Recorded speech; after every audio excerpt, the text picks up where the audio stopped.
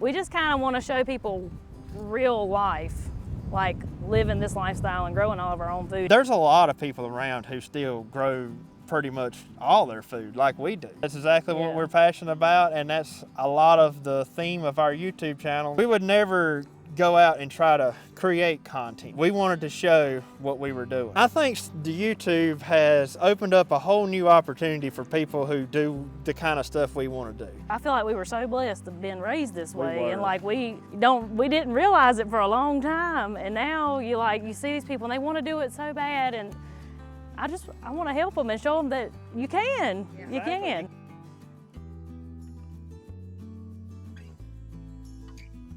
We are on True Grit Appalachian Ways, Yep. and you're Megan, you're Andy, Yep.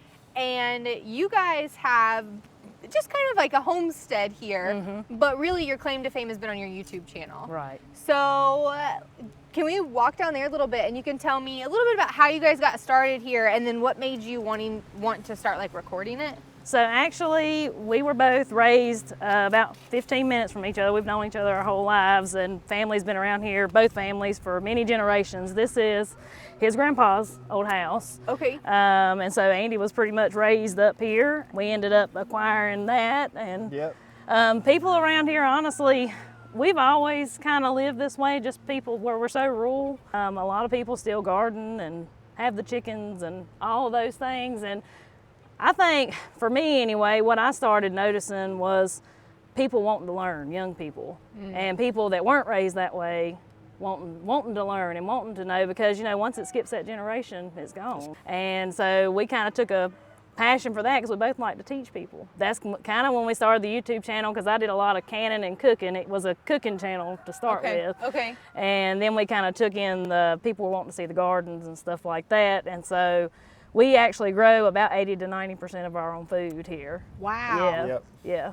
That's awesome. We haven't bought meat from the grocery store in probably Years.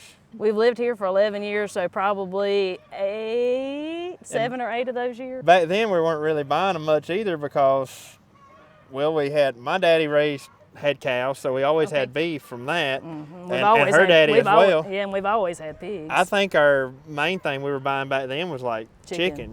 You know, and that was really it. Yeah. Chicken and bacon, because back then we didn't make our own bacon and we didn't grow our own meat chickens. And so, but now as far as vegetables, we've been doing that ever since. Yeah. The funny story is, when we first got married, Andy's always growed a big garden. And now my mom and daddy didn't really put up a lot of food. We'd grow a few things here and there, but we didn't really put it up. And he growed all this garden out here, and he said, Megan, come out here. He said, what you gonna do with all this? I said, I don't know, what do you mean? And so, that kind of took it from there, and his mama kind of showed me how to start canning and everything. We just kind of took it from there, and I think, you know, of course, 2020, we ramped it up a little bit after 2020, but yeah. The funny thing is about the gardening situation, I've had a garden of my own probably since I was not much older than Jacob is now. Long story short, years went by and I sweet talked my grandpa into letting me plow up a spot in his yard, which is now the spot out here where our garden still is. Okay. And he used to sit out here on the porch and he would watch me play in the garden. I didn't do anything with those vegetables. I just grew them. He would use them. Mom and Daddy would use them or whatever. But I just wanted to plant and grow and watch stuff grow. Then when me and her got married, well, let's see, that wasn't after, that would have been, we weren't married yet. Yeah, so we were just got together, and she was up here helping me work in that garden because he was still living then.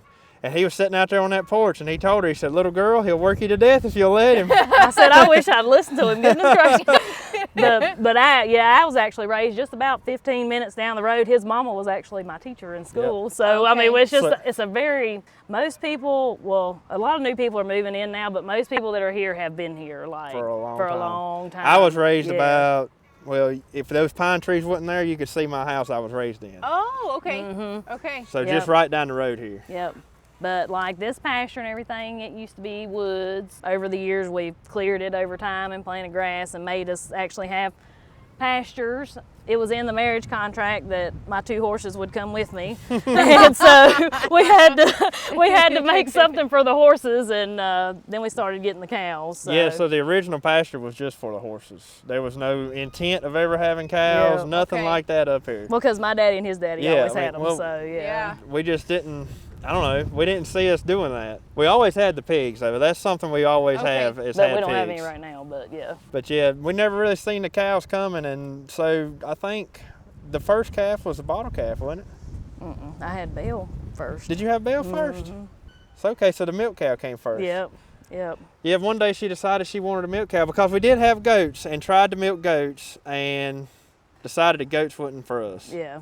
Yeah. And that's when we decided to do a milk cow. She got rid of all the goats to buy the milk cow. Yeah. Okay. I remember that's we right, had what, yeah. 12 at that time? It was something Goats? like that. Yeah. We had several. I Yeah. can't remember exactly. They were a lot more upkeep, honestly, than the Really? cows. Yeah. Yeah. The goats were way more upkeep. At least in our opinion. Yeah. Yeah. Interesting. So these are your egg layers. You said you Yes. guys have always had chickens. Yes. And it looks like you've got like kind of a big coop for them that's mobile. This Yep. is our egg mobile. Okay, your egg mobile. Yeah. So how do these work? So we move them once a week, and they kind of help fertilize our pasture. They're spoiled right. Don't touch that fence though. Yep, it's hot. But they help fertilize our pasture somewhat. They also help with our parasite control with our cows and our horses. I've noticed they help a lot with that, and they go from this end of the pasture plumb because it goes way down there, and throughout the year make it all the way to the end. These are technically pasture raised hens that lay pasture raised eggs, doing it here. And we originally had them in a stationary coop and would let them out. Predators here are unreal. Like Probably lots of aerial predators. well, the aerial, but raccoons. Oh, okay. Raccoons. We are have a big lot of raccoons. Really? Yes, and we've had a lot of chickens killed by raccoons. Okay. Since we And- started doing the netting, we haven't Yeah. had that problem anymore. And the guineas help Okay. with the aerial predators. They do. Yes. Okay, I haven't really heard of people using guineas, which Yeah, you hear that? I hear it. I hear it now because they're like, hey, there's somebody new here. Yep. But what they'll do, there's a certain alarm that they'll sound, and it's so crazy to watch. We've seen them do it a few times, and it's not that one, but it's a certain noise they make, and all the chickens run under the house. Like, Yep. I mean, like a split second, they're all under the house. Wow. Yeah. Like if a buzzard or anything flies over. Where did you learn that? Because everybody. We didn't. We We, didn't. we learned it on our Okay, own. because like, everybody always talks about dogs and geese, but I haven't heard anybody using Yep. guineas. Well, Yep. why did we want them guineas? For mosquitoes. That's why we ended up. I don't remember I why don't- we ended I up don't with remember why we guineas. wanted them Honestly, either. I don't know. But we ended up sticking them in there with the chickens when we had some chicks, and we bought them as chicks, didn't we? Yeah. And we were like, well, we'll just raise them together, it'll be fine, because everything you read says guineas and chickens don't get along. Yeah. Well, they've always been with chickens, and now they'll kind of run them off sometimes, but Yeah, they sort of. that's the biggest thing but- that we've noticed is that they make that squawking noise, and it's like the chickens understand them. Wow. And That's really cool. And they stay right in this net with the chickens. Now they do fly out, occasionally. On occasion? Yeah. but they're pretty easy to run back in. Like Yeah. you run them around and they'll fly right back over. Yeah. the They net. don't really, I mean, especially if you're moving them every day, they don't really have a need to get out of that fence. And they know probably if they've seen raccoons before having Yeah. the fence, they know that they're protected inside that fence. Yep. So what do you do with the eggs? Because this is a lot of chickens for just you guys. So do you guys sell any of it? We Yeah. used to, and so we've noticed lately, we used to sell a lot, but a lot of people are getting chickens.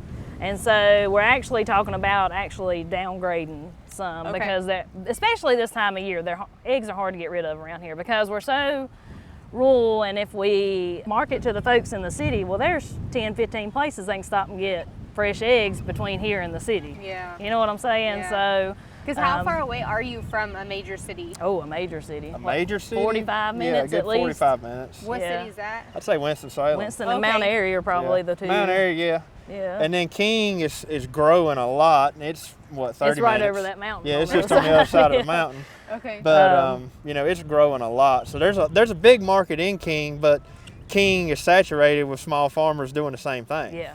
So it kind of makes it tough for us yeah. because they're going to And go we- to those over there before they drive plumb across the mountain to get to us. Did you used to have like a really big customer base We for your did. products? We Now, did, We for the did. Yeah, eggs. we did pretty good with the eggs there for Okay. a while. I was having to take some to King Mm-hmm. to sell them that way, and I did some farmers markets and things, but I cut back on work to be home with my kids. My kids are homeschooled, and so Okay. that's something me and Andy really talked about. I'm like, I did this to be home with the kids, and doing the markets and stuff, it would take up all day. Each market you did, and so I kind of backed off from that because I felt like my kids needed me at this point. Yeah, the market, but now in the wintertime, I can sell them all day long. because I keep young chickens that will lay in the winter when everybody else's chickens quit. Yeah. But right now, like everybody and their brother's giving away eggs. Yeah, so. we got a stash of eggs right now. Yeah. We're waiting for our pigs to come. Yeah, because That's a good point. Yeah, we do. We try to incorporate everything we can, especially when you've got something like pigs. So to help them and to help us with our feed bill, honestly, like they get extra milk, they get the extra eggs. That's all part of their feed. The chickens get the extra milk. Like I soak grains and stuff and give it to the chickens, and so we try to make sure like nothing technically goes to waste. So you said that you eat like 80% of what you grow here. Does that also incorporate into like the feed for your animals? Like So, you said that you feed the pigs your eggs. I wish we could get that far. We do grow our own like an heirloom field corn up the road here, and we do feed that to them, but we don't grow enough. We don't grow enough to feed to keep them fed. Yeah, like all year round. We supplement with that, but we still have to buy in feed. Right. And now me and my daddy, we grind, like we buy in a load of corn and we'll grind our pig feed and everything that way instead of actually buying it, in 50-pound bags or something. Okay. We mix it and grind it all of ourselves. Still, we have to buy that corn, and then we have to buy everything that goes into feed to mix it in with as well. But it does come out a lot cheaper than actually buying pre-made feed. Yeah, and it's good feed. Yeah, and you know what's in it, and you know it's good feed. Yeah, I wish we could get to that point of actually growing enough, but it makes it tough because we have such a deer pressure here that the deer, like you can plant a corn crop, and where in our area we don't have like 100-acre field, we've got 5 acres down to an acre field, and deer can just come in overnight and demolish that crop of corn, so it makes it tough. Yeah. But we still do. We grow some and we do what we can, but I think the deer pressure on that sort of limits us on just how much we're willing to put into it, because we know that the deer are probably going to wipe it out. You've got chickens, garden, dairy cattle, beef cattle, and then you'll have pigs later in the year. Right. Is that all that you have then? And we'll raise meat chickens. We've got the Wheaties in the house up there. Okay. That's something else I wanted to mention too, is now that's something we haven't had a problem selling, is meat chickens. Now that is one thing. Them whole chickens, like they are gone, last time it was 24 hours. How do you sell them?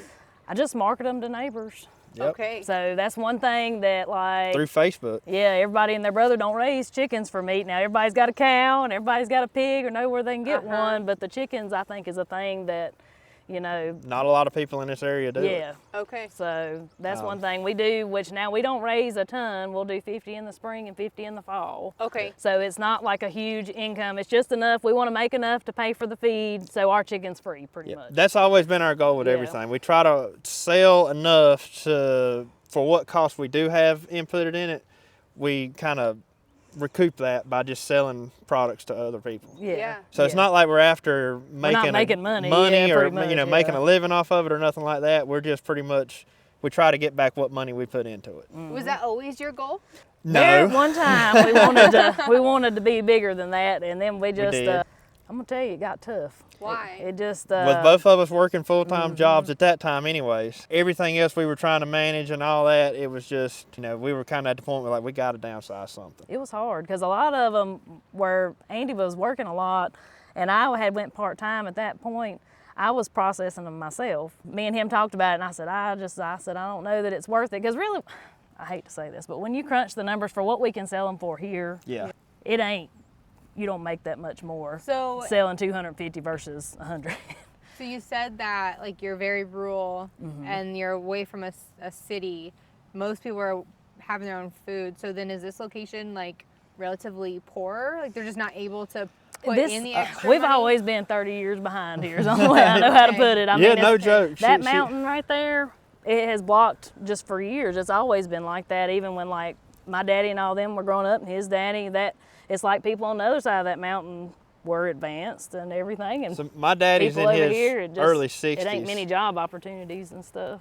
And when he was growing up, he still grew up without power and water, running water in their house. 60s. And he's in his early 60s now. So that would have, I think he was born in My daddy was 62, so and he was did born the same right thing. around the same. Yeah. So yeah, even then, Wow. here in this area, there was still a lot of houses without power and running water. Everything was always sort of isolated, like she said. Yeah. But you got the mountains this way, and you got that mountain there. Now, you get on the other side of that mountain, It's a different world. it's like it's a different world. Yep. Do you guys like that? Yes. Yeah, I Okay. do. I Why? do. I like. Very fast answer. you haven't thought long and hard about that, have you? I like the seclusion, and I like sort of living in the past, because Well, that's what we're passionate about. Is the that old it ways. is. That's exactly what Yeah. we're passionate about, and that's a lot of the theme of our YouTube channel. Somewhat Yeah. is that I feel like keeping those old ways worked for hundreds of years, and I try to keep them alive the best we can, because,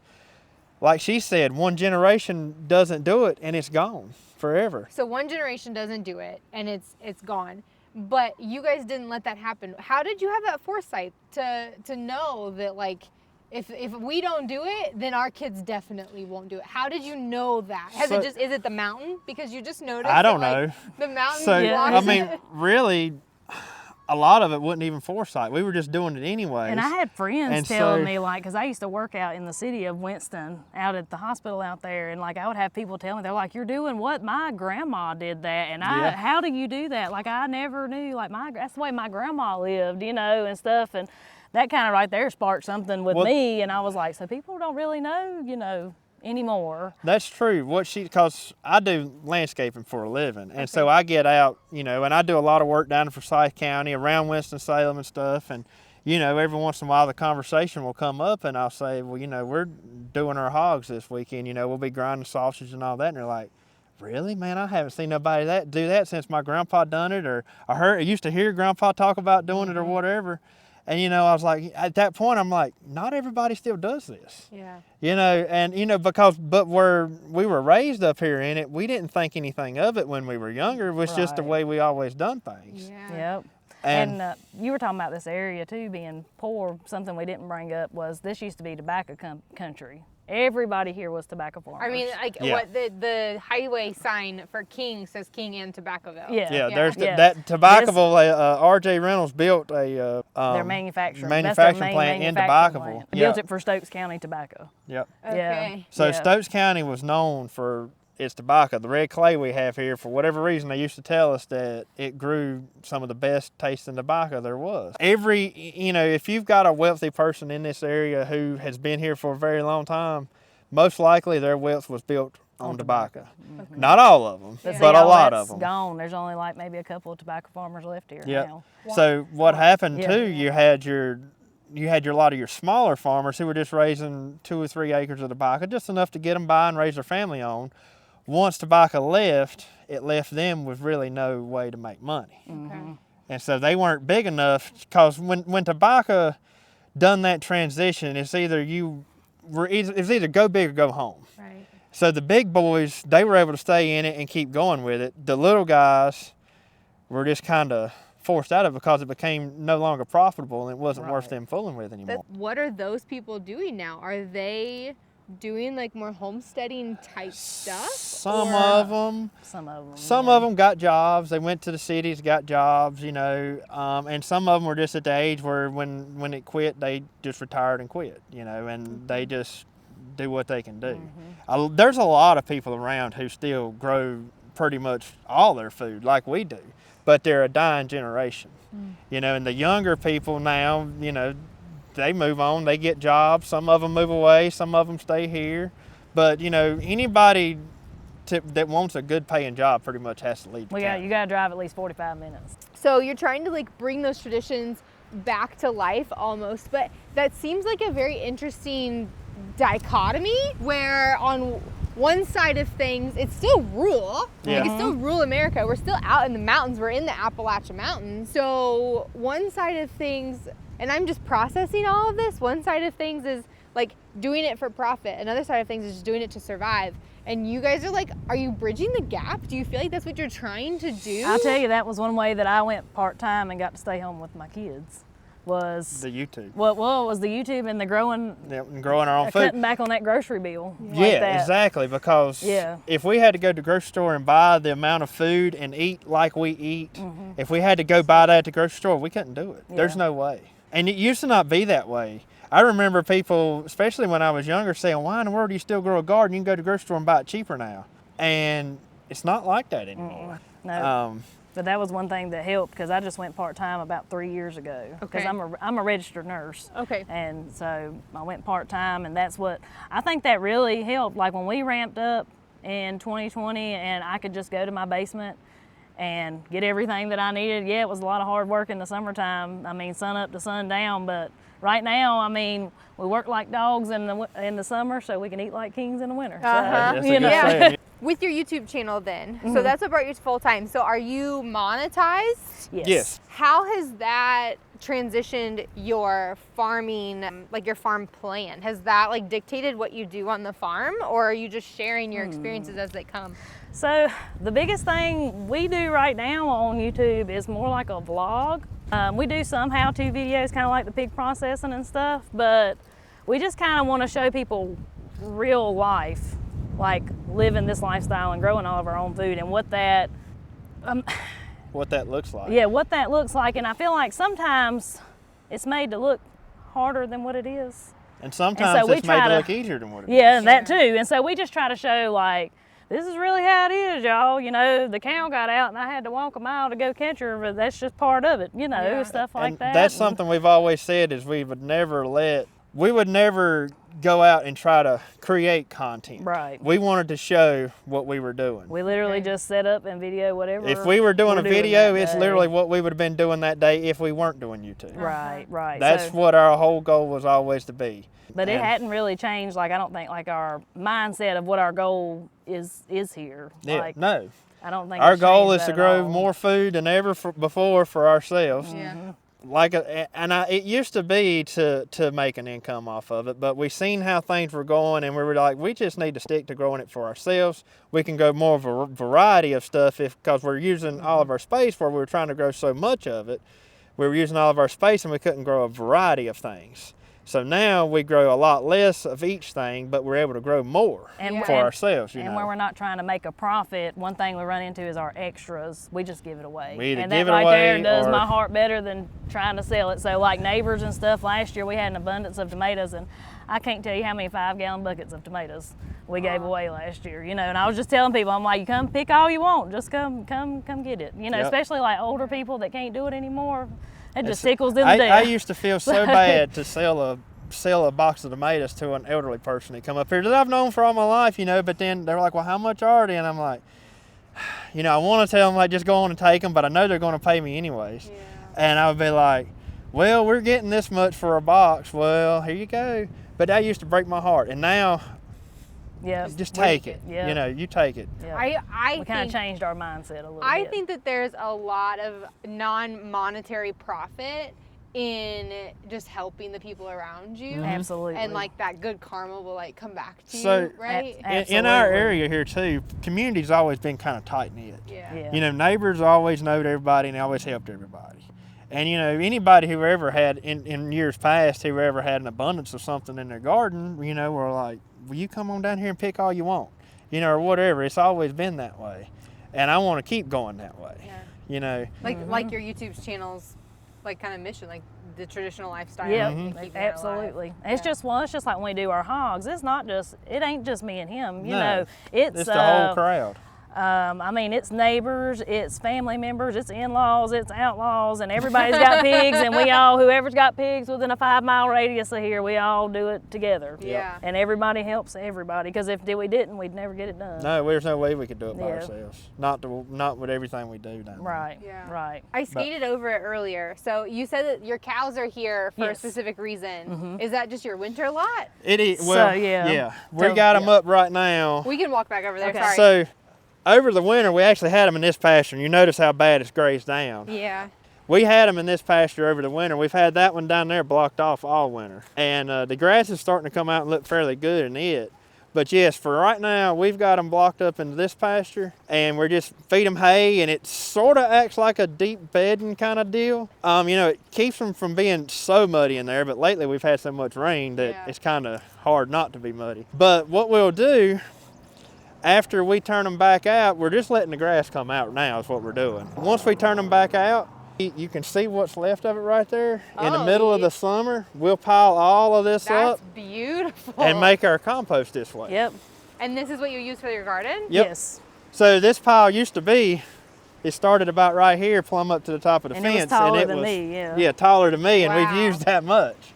But so they help us because they stomp the hay. We let them waste the hay. You know, Yeah. people will look at this and say, oh my gosh, they're wasting hay. But we let them waste the hay. They stomp it down for us. And like he said, once it dries out and we put it in a pile, it gets hot and everything, and it makes the And I prettiest turn it, compost you've ever you seen. know. Yeah. I'll turn it a few times over the summer and winter. Yep. We can't never actually pile it up until like probably June or July because it's just too wet. Okay. But once it does start to dry out, you know, we pile it up and it heats up just like any other compost pile, and That's well, awesome. you see what it makes there. Yeah, I mean, that's just beautiful. And so soil. we kind of take the cows help us take most of the work out of it, besides us piling it up. That was something So- we never were good at, was actually making like compost the traditional way of piling it up and stuff. And Ours so caught on fire. Really? Yeah, not even joking. It was wonderful. Our compost pile used to sit right there, and I mean, we made some decent looking stuff, but we couldn't make it in the volume we needed it either. And Yeah. this is one way we figured out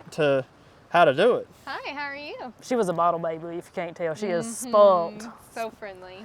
So you have, it looks like one beef cow and you've got 2 jerseys Yes. and a horse. So is this the number of cows that you typically keep a year, or how does This your is. production Yeah. work? We've got 3 steers right over Yeah. here in this Oh, little I didn't pasture. see Yeah, those. they'll Okay. be that, beef.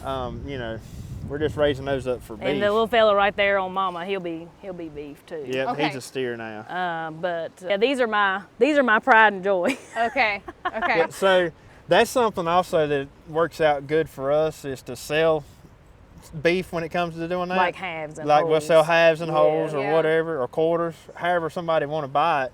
And you know, I think where we don't really have to deal with selling it in each individual piece, we can just sell that one big bulk one-time deal. You know, we like doing it that way better. Yeah. Even though it's not as profitable as selling individual packets of Yeah, beef. but I've questioned what the profit really means on that, because you've got added expenses Yeah. and so many extra parts Right. of that. Once you break all that down, and then your time and your stress of managing it. Yeah. In my experience, when we did retail, like, I just don't know how much extra profitable Right. it really Well, was in the grand scheme of things. Right. We right. wanted to sell it individual packets, and we were like, we've got to buy more freezers. We've got to do this. We're going to have to do that, and we're going to have to deal with people coming and buying the stuff. We just been doing it that way, and I mean, it's kind of the way my daddy's done it for years, Right. and so we just kind of kept on And doing it most that time it's same just way. neighbors that buy it, and they'll see we have cows, and they'll be like, you gonna have any beef for sale? And put us on the list, you know. I mean, so- I got a couple people right now. They're like, well, next time y'all have one processed, you let us know, and Yep. we want to have. That's awesome. So we were talking about that dichotomy earlier of basically over the mountain, where you said King is really populated with people who are getting into small farming and selling those farm products. And then over here, people are still kind of doing it themselves and just helping your community.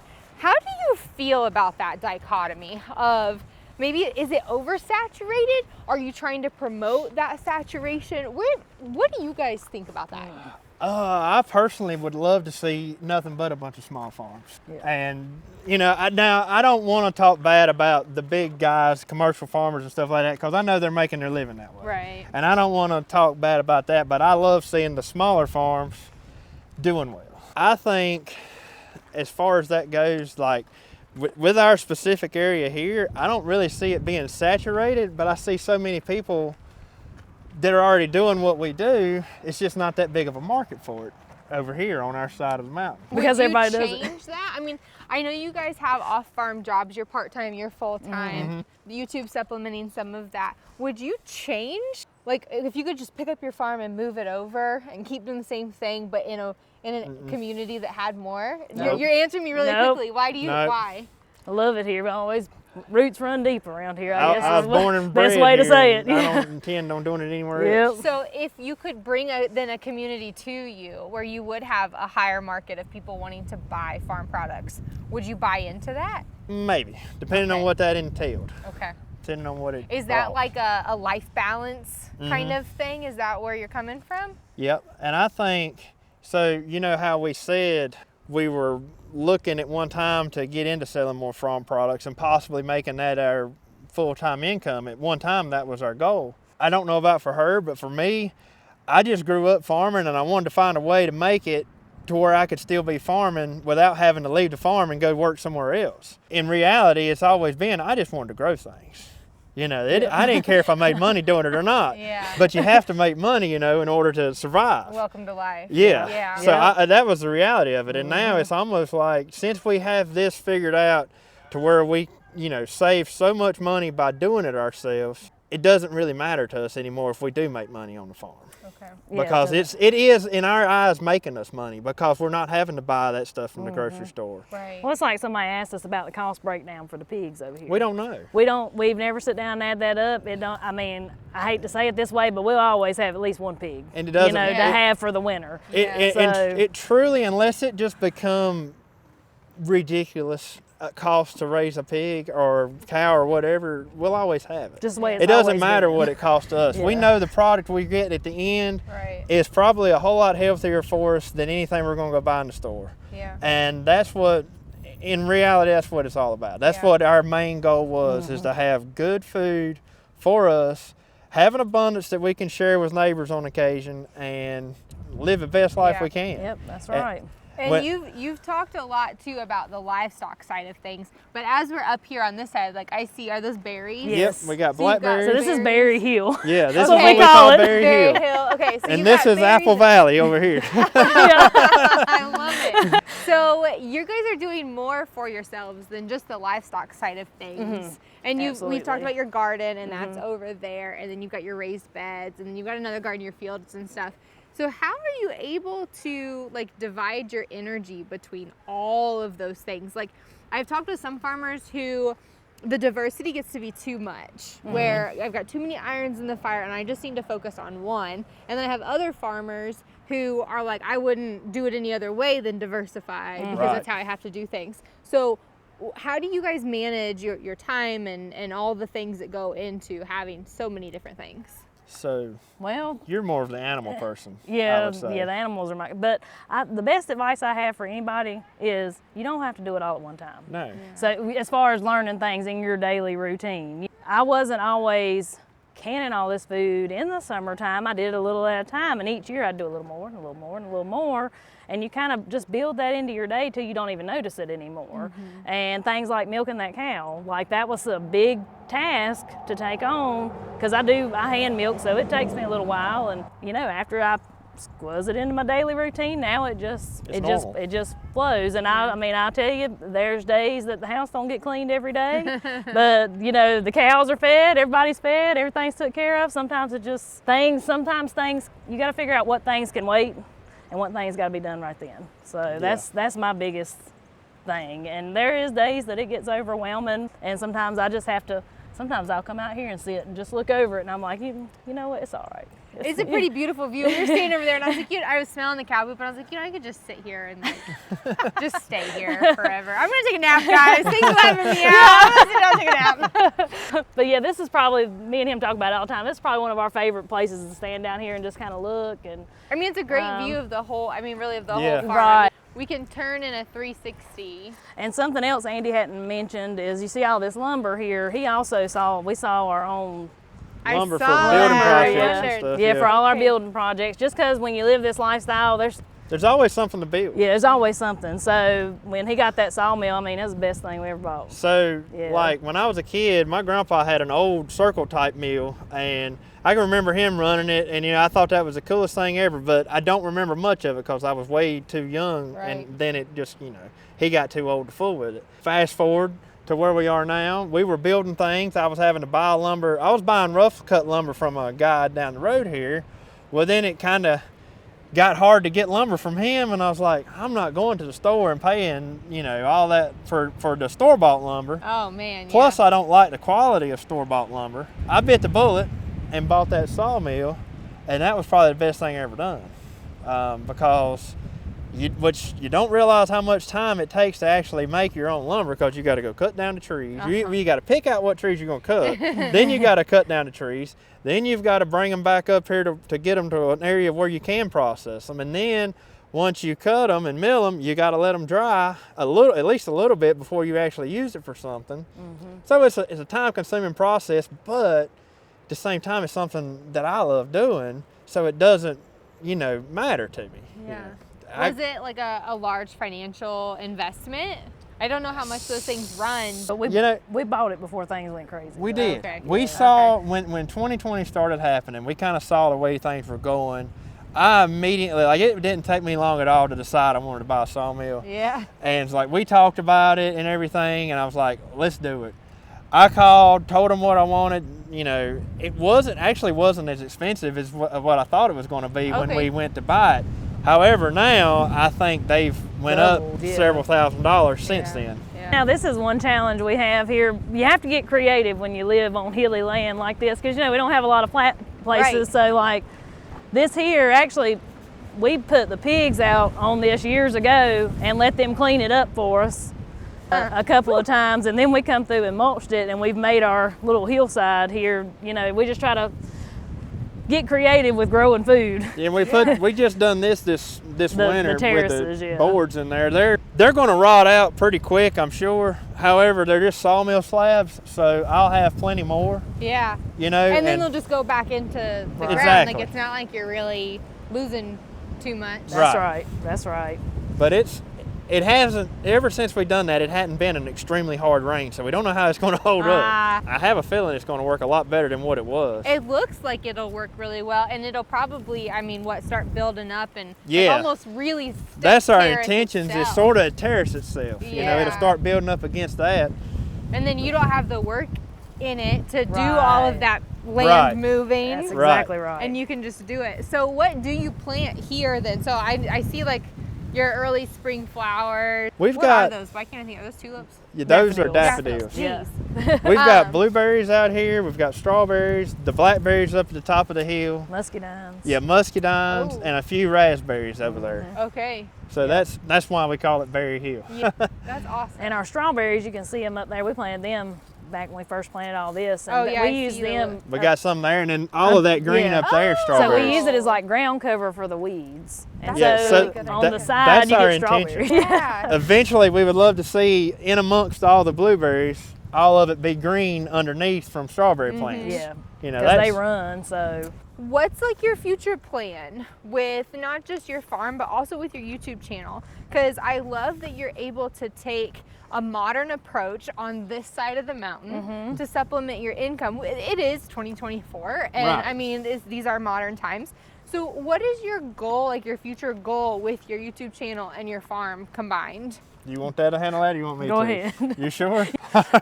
I would say that's something, I think the YouTube has opened up a whole new opportunity for people who do the kind of stuff we want to do.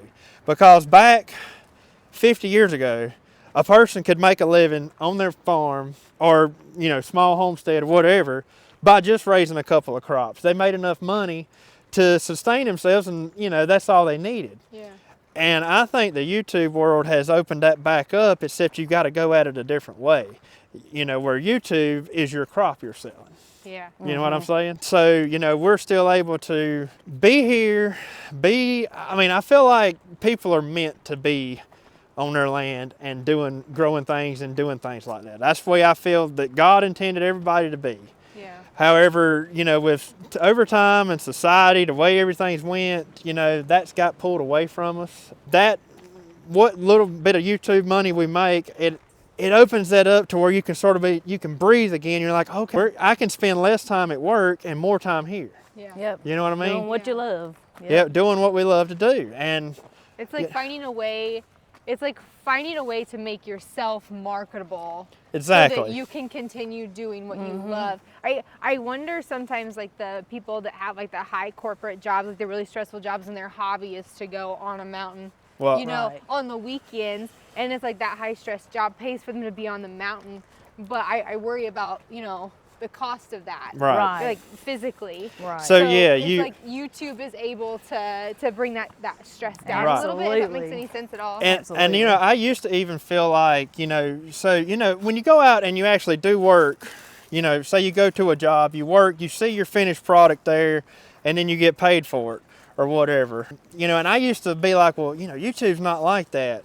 You know, you're just getting money for going out here and talking on a video or whatever. But now I see it different. I see it as, you know, especially with the way our channel has grew lately, and we have all this flood of comments and emails and stuff all the time about how we helped out somebody, or how we have a bedridden customer.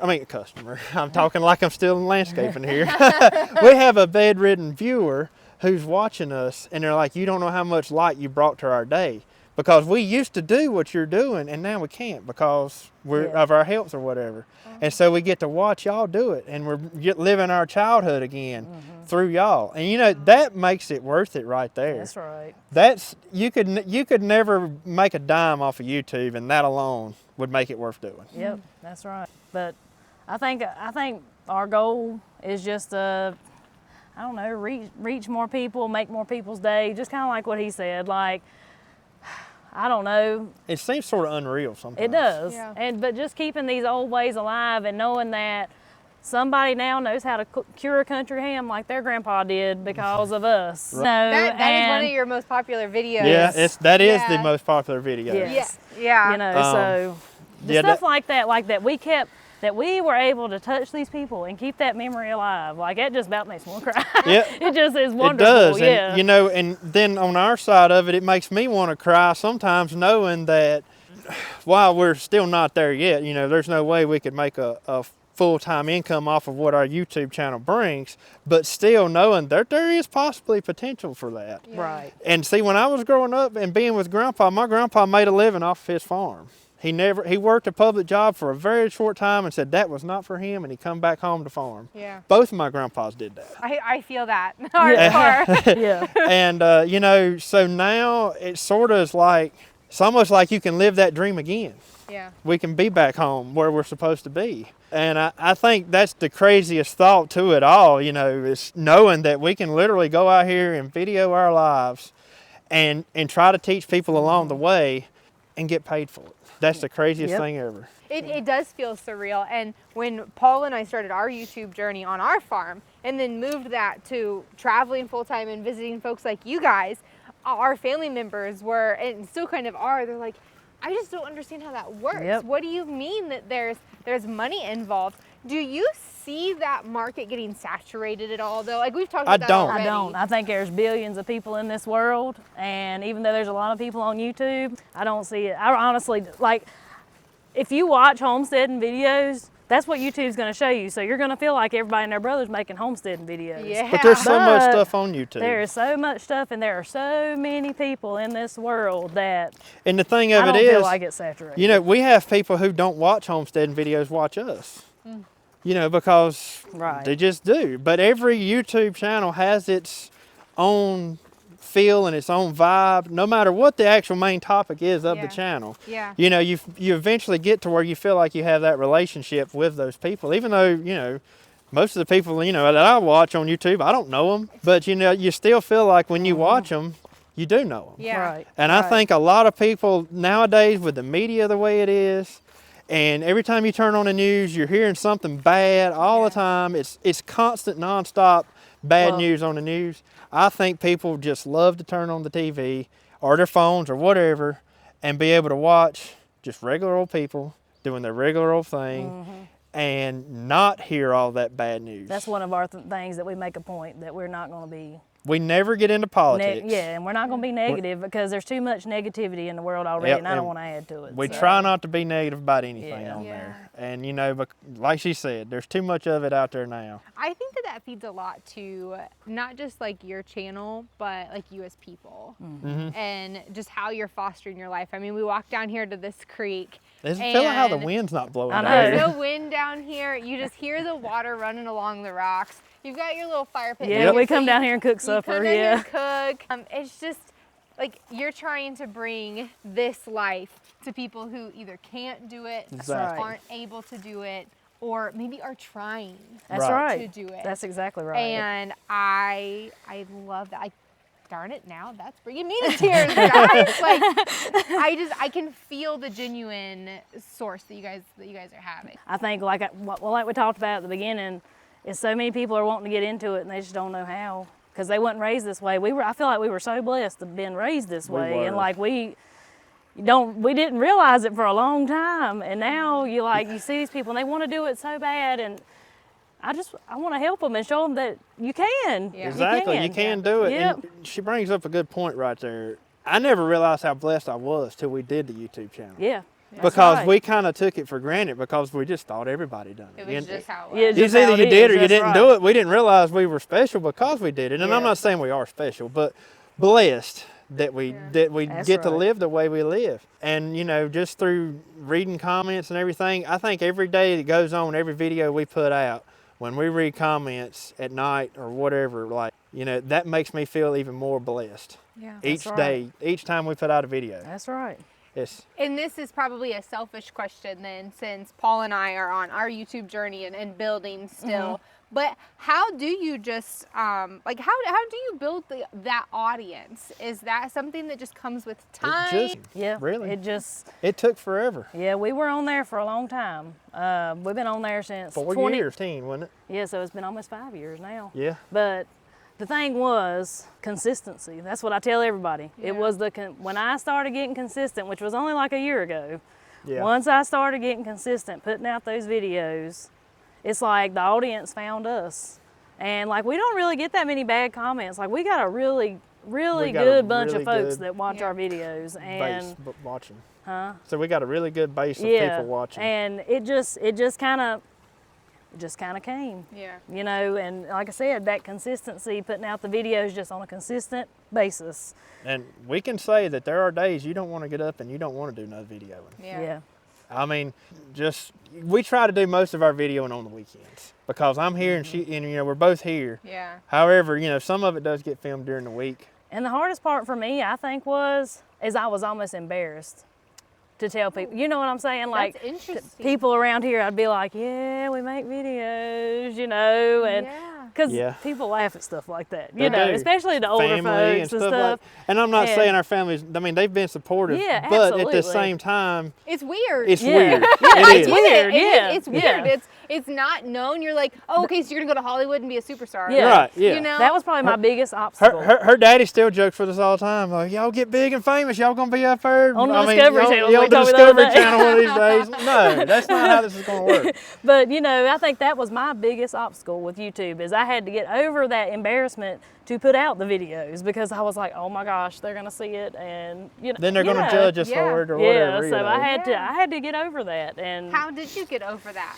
that time. right there. I will Him, say I him. pushed it. Yeah, him. Sometimes I felt bad I pushed it so hard. But he was Yeah, encouraged. like when we he first, says push, but he I was say encouraged. Yeah. And we went through a spell. I'll go ahead and say it. We went through a spell last spring, about this time right here, when nothing was really happening with the YouTube channel. we about quit. And she was convinced. She's like, I'm done with it. There's no use in us continuing putting out videos. It's just not going anywhere. And I was like, no, we're going to keep going, because I knew where it could go. Yeah. And I've always been kind of a dreamer, I guess you would say. Like Yeah. I always see bigger beyond what I'm doing right now. And I'm like, we could go here if we go. And I felt that way with the YouTube. And I was like, I said, we ain't giving up just yet. Let's go a little bit longer and see what happens. And I want you to know the very next video that it we was. put out, it didn't do great, but it got a lot more views than what we had were ever used got. to. Yeah. And I was like, Meagan? And she's Yeah. like, I see it. Yep. So but how we built that base, I don't I honestly don't know. You just stay consistent. It just I stayed think consistent with the videos, yeah. The biggest thing about our channel and what people tell us they love is they tell us we're being real. Yeah. And that's like we said earlier, we never want to go out in the day and be like, okay, we're going to do this for YouTube. Right. We don't do that. We go out Yeah. and we film what we're doing, and it just ends up on YouTube. In the world where AI is about to like take over Right. our whole Right. world, You don't know what's real and what's not. we as people, we're like, no, we want that genuine authenticity. Right. And that shows very true through you guys. And I think that you are really, really doing something great. And I love how you've changed your perspective a little bit on what it means to have a YouTube channel and why you're doing it. So I think that is awesome. What you guys are sharing is amazing. Your farm is beautiful. Thank you. Thank And I you. love it here. I'm going to stay for a while. I hope you're okay with Yeah, that. that's fine. absolutely. Absolutely. Pitch a Absolutely. tent down here. I'm just going to camp out overnight. Absolutely. But thank you so much Yes. for having me out and talking with me. And this has been awesome. Yeah, it's So been a Thank pleasure. you. Thank you. Thank you. What a couple.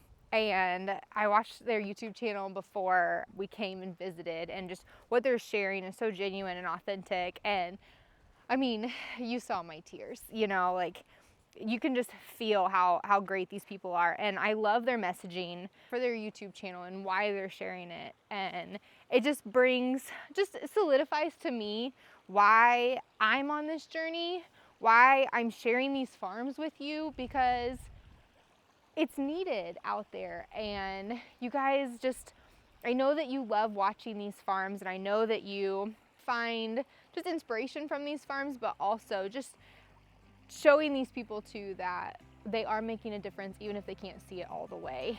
And to add to that, their story and talking with them really makes me want to go find our farm like today and start doing this. We're not quite there yet, but it is in the future for us. And of course we'll bring you along, but until then we're just gonna keep sharing these stories. And I hope that you come with us and visit these farms with us, learn along with us, share along with us. And I just really appreciate you hanging out with me today. Thank you so much.